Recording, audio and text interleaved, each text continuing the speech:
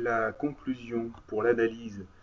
La conclusion n'est pas nécessaire, vous pouvez vous en passer, à savoir que comme les éléments que vous mettez dans votre analyse vont sans cesse répondre à la problématique, ce n'est pas la peine de conclure en répétant tout ce que vous avez mis. On l'a bien vu, et ce ne sont pas vos idées, donc inutile de les répéter plusieurs fois.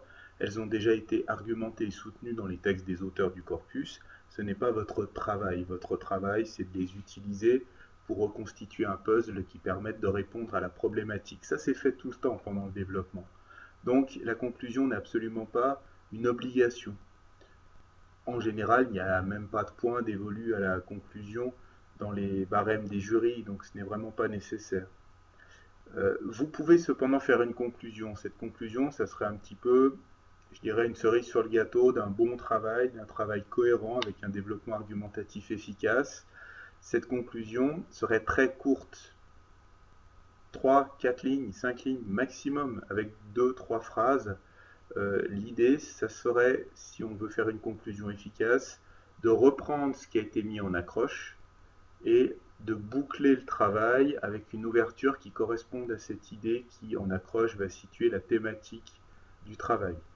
Par exemple, sur le sujet qui prend en compte la notion de jeu avec la notion d'école et qui vous demande quels sont les paradoxes qui naissent de cette relation jeu-école. Pour ce sujet-là, ce sujet d'analyse, en accroche, on pourrait, par exemple, dire que, a priori, le jeu est considéré comme un élément qui s'oppose au travail scolaire, mais depuis quelques années, le jeu est de plus en plus culturellement accepté par les enseignants et par les familles, certes en maternelle, mais aussi bien en primaire. Ça, c'est votre accroche. Il faudrait le dire plus rapidement que ça. Le jeu avait une mauvaise image, mais depuis une vingtaine d'années, il paraît tout à fait normal, aussi bien aux enseignants qu'aux familles, que le jeu ait une place aussi bien en maternelle qu'à l'école primaire. Point. Et puis après, vous ferez votre caractérisation des textes, etc. Ça, c'est l'accroche de l'introduction. Puisque vous avez une accroche comme ça, vous pouvez, pendant que vous rédigez votre introduction au brouillon, rédiger tout de suite une conclusion qui fera ouverture. Cette conclusion, si vous la faites, va répondre d'une façon assez libre cette fois, et rapide, très rapide, à la problématique. Par exemple, pour ce sujet, dire il y a certes paradoxe entre école et jeu, mais le paradoxe suprême, ce serait d'imaginer que l'école et le jeu peuvent ne pas être en rapport, puisque tous les auteurs en parlent de façon liée, et faire une ouverture en lien avec votre accroche, par exemple de dire la question qui se pose maintenant, puisque tout le monde pratiquement utilise le jeu de façon scolaire, c'est le jeu n'est-il pas une fuite des bases de l'apprentissage qui peut très bien être travaillé par les élèves sans jeu. Un des textes en parle un petit peu, donc ça serait pas fantastique, mais on n'attend pas plus. Ça, je dirais, c'est vraiment la conclusion maximum.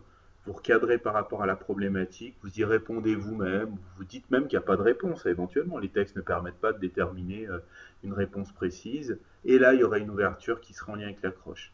Vous comprenez que ça, c'est pour les personnes qui ne vont pas perdre de temps à faire ça. S'il vous plaît, n'improvisez pas de conclusion à la fin du travail le jour du concours. Elle sera certainement truffée d'erreurs, soit syntaxiques, soit lexicales, soit orthographiques, soit les trois, parce que le stress et l'angoisse font que on se relâche en conclusion et notre lecture n'est pas très efficace pour cette partie-là. De plus, vous risquez de partir dans une logorée tout à fait dissertative, habituelle, qui est utile pour la dissertation, mais pas du tout pour l'analyse. Donc, soit pas de conclusion du tout, soit une conclusion courte, rapide, réponse à la problématique, la vôtre d'après ce qui s'est passé, mais une ligne, 2 lignes maximum, et après ouverture en lien avec l'accroche, pareil, 1 ligne, 2 lignes maximum.